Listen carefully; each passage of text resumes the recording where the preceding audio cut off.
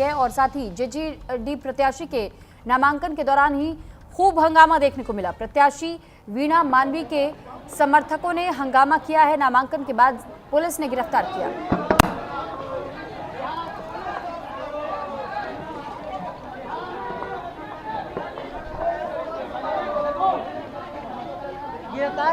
तो पटना की ये तस्वीर हम आपको दिखा रहे हैं जब किस तरीके से यहाँ जेजेडी उम्मीदवार वीणा मानवी को गिरफ्तार किया गया। दरअसल बताया जा रहा था कि जेजेडी प्रत्याशी के नामांकन के दौरान अचानक जोरदार हंगामा देखने को मिला।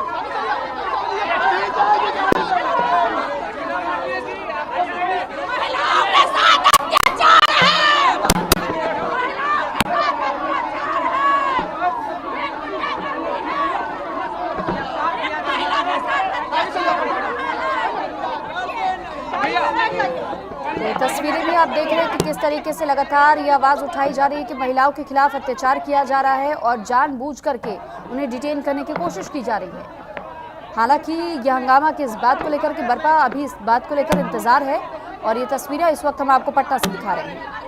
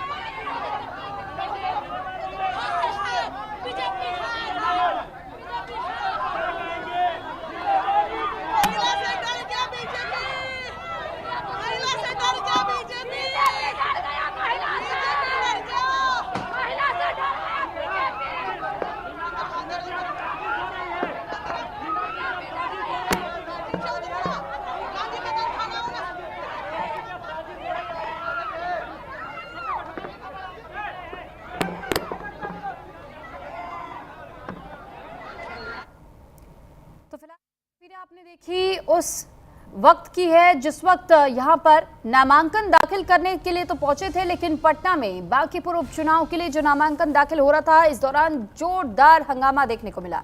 जेजेडी उम्मीदवार वीणा मानवी गिरफ्तार कर ली गई और इस पर तेज प्रताप की ओर से क्या कुछ कहा गया है वो भी आपको सुनवाते हैं। फंसाया गया है और ऐसा कोई मामला नहीं है और ये आदि आबादी की बात कर रही थी और ये हमारा कैंडिडेट जो वीणा मानवी जी हैं बहुत अच्छी हैं, इंटरनेशनल भी बहुत अच्छा है और साथ ही साथ सब लोग इनका लोकप्रियता भी है और अपने पार्टी जेजेडी जनशक्ति जनता दल की कैंडिडेट हुई है। तो षड्यंत्र कर रहे हैं लोग, ये षड्यंत्र ज़्यादा दिन तक टिकने वाला नहीं है। हम भी चुनौती दे देते हैं। हम अभी दिल्ली में हैं, अभी हम बिहार आ रहे हैं। हम बिहार आएंगे, उसके बाद हम सरकार का घेराव करने का काम करेंगे कि जिस तरीके से प्रताड़ना दिया जा रहा है और मुकदमा किया गया या क्या किया गया, गिरफ्तारी वारंट आज के दिन क्यों निकाला गया भाई? आज वो नॉमिनेशन दे रही है और आज के दिन आप गिरफ्तार करोगे, गिरफ्तारी वारंट निकालने का आप लोगों ने काम किया है, तो बहुत गलत किया है, बहुत गलत। और इससे सरकार बांकीपुर की पूरी जनता सब चीज़ देख रही है कि किस तरीके से एक महिला के साथ अन्याय हो रहा है और महिला के साथ जब अन्याय होता है तो कृष्ण का सुदर्शन चक्र चलता है। अब बिहार आते आते सुदर्शन चक्र मेरा चलेगा, पूरी बिहार की जनता देखेगी कि किस तरीके से हमारी कैंडिडेट। इस पर ज्यादा जानकारी के साथ संजीव राय फोन लाइन पर हमारे साथ जुड़ चुके हैं। संजीव, जानकारी चाहेंगे आपसे कि वीणा मानवी की गिरफ्तारी को लेकर के तेज प्रताप भी अब सवाल पूछ रहे हैं कि आखिर आज जब नामांकन का दिन था तो आज ये वारंट कैसे जारी किया जा सकता है, कैसे गिरफ्तारी हो सकती है? मानवी जो है, मैं बता दूं, महिला विकास मंच की राष्ट्रीय अध्यक्ष और एक सामाजिक कार्यकर्ता रही है। लगातार वो समाज के बीच रही है और इस बीच सबसे बड़ी बात यह है कि बांकीपुर विधानसभा जो उपचुनाव हो रहा है वो काफी चैलेंजिंग हो चुका है, क्योंकि बीजेपी का कह सकते हैं पूरा दाव इस सीट पे लगा हुआ है। खुद राष्ट्रीय अध्यक्ष नितिन नवीन के साथ साथ तमाम अन्य नेता पुरजोर यहाँ कोशिश कर रहे हैं। उसके साथ साथ जिस तरह से खुद प्रशांत किशोर सुबह से लेकर रात तक पूरा पुरजोर मेहनत कर रहे हैं, तो ये सीट काफी हॉट हो चुका है।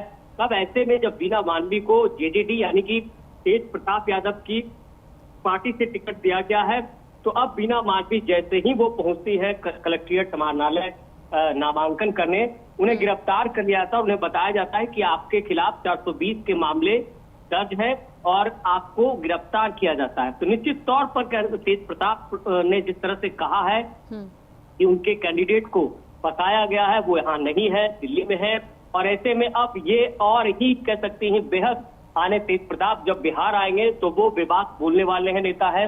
और ऐसे में अब बीना मालवी तो मुश्किलें बढ़ गई है, क्योंकि नॉमिनेशन जिस तरह से बीना मालवी की है, बीना मालवी लगातार बांकीपुर क्षेत्र में घूम रही थी।